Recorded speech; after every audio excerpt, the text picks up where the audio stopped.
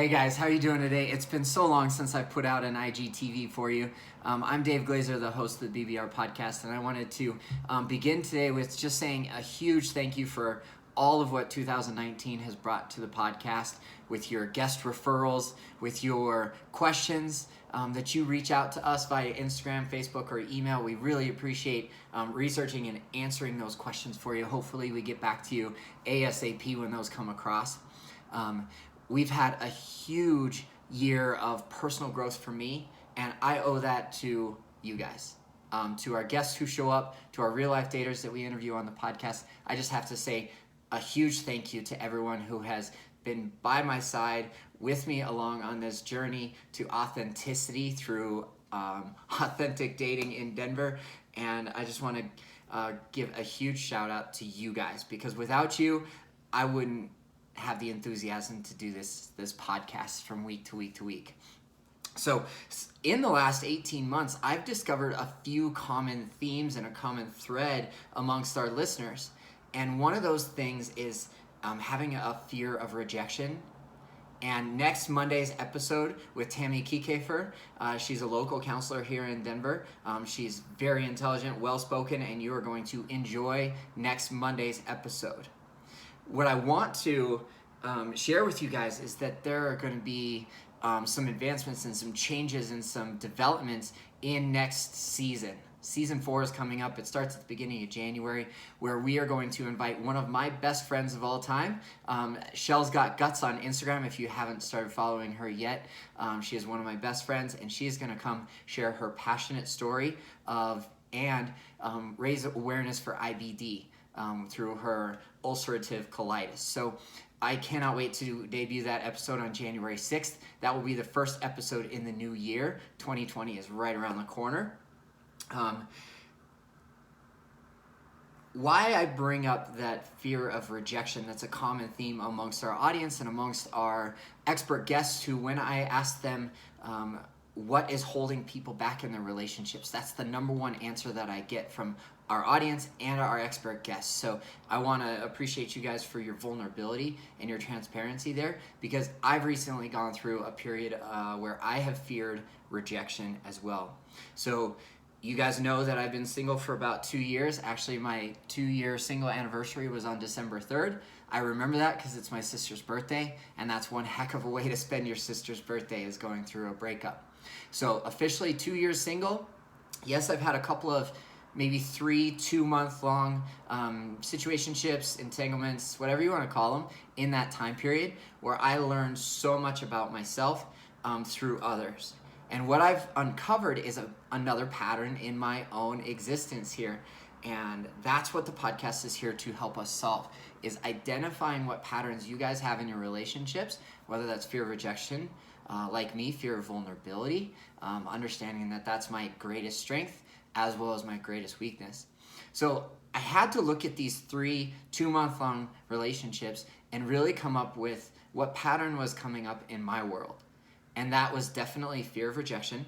I was being a little bit passive in my communication style, and I've learned from that, and I've committed to making a huge change in my own life through the support of our expert guests and our audience with the BBR podcast. And I don't feel like I'm alone on this journey because of you guys. And I just have to say thank you once again for all of your support. And when I do reach out to our community, like our social media detoxers every weekend, they lended me support in the most recent ending of a 2-month-long, it wasn't a relationship, but dating experience for me, where I learned so much about myself, and I couldn't be more grateful for that process and that experience. So where I want to point us in the new year, or actually point out what's happened in the last few weeks as well, where we've invited Dr. Kristen Hick, Dr. Mallory Blake, and Dr. Brittany Wolford from the Center for Shared Insight to come and talk to us about attachment theory, and why I understand that attachment theory and attachment styles are so foundational in how we behave and react and respond in relationships is critical. If you have not read the book Attached by Amir Levine, I've mentioned it a few times on the podcast. It is my go-to to understand why these patterns keep arising.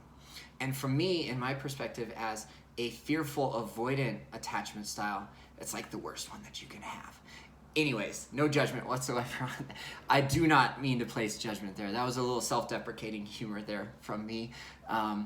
Fearful avoidant has a little bit of anxious attachment, a lot of anxious attachment, and a lot of avoidant attachment style mixed in from a history of trauma, whether that's micro traumas from relationships or larger, as Meredith Shirey says, large T trauma in our lives. So there is hope. When we understand what our attachment styles are, we have to know that there's hope for us to help rebuild, reset, and reinvigorate ourselves into a new pattern of existing within a relationship. The past 2.5 years of self-awareness, personal growth, and discovery for me has been astronomically rewarding, challenging, scary, enlightening and liberating and empowering all at the same time. And I want to be honest with you guys, I've almost quit 100 times, if not 500, if not 1,000 times. I've almost quit on my own personal growth journey. But that would be my ego actually winning out over my conscious thought process.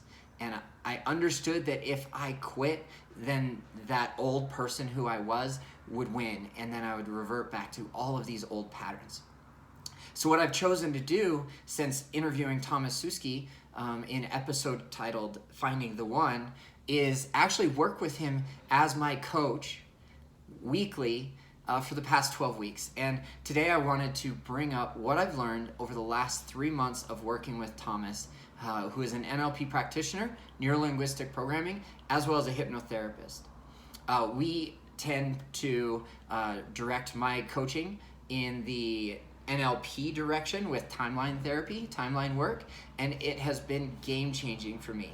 I know that a few of our community members have reached out and asked for his information, so if you want more details, just message me here on Instagram, guys, and I'll make sure to connect you with him. But what I've found is that through a little bit of meditation and subconscious thought processes is that these patterns that are originating from limiting beliefs is what's holding me back in relationships. I knew that after reading The Big Leap by Gay Hendricks that I had feelings of burden. That was my biggest limiting belief, and it held me back professionally. Not measuring up, not feeling good enough, not feeling like I was good enough was a huge pattern and a huge program and a limiting belief that I learned from that book.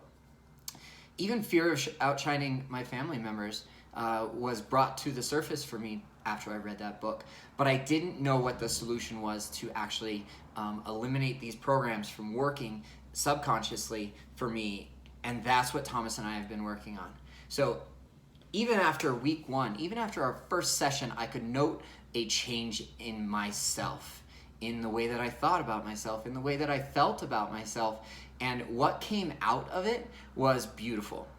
I found my inner child again. I discovered that my sense of humor was genuine and authentic, and really steering away from self-deprecating humor and actually tuning into my audience a whole lot more. I got a couple of compliments from my men's groups. Dave, you're really on point today. And I'm like, you know what? It's all about NLP.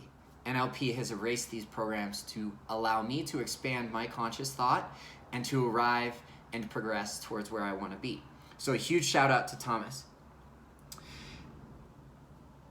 Amongst that time, within that time of the 3 months, I dove deeper into the Enneagram, rebuilt a relationship with God, or at least furthered my relationship with God. You could call it the source or the universe.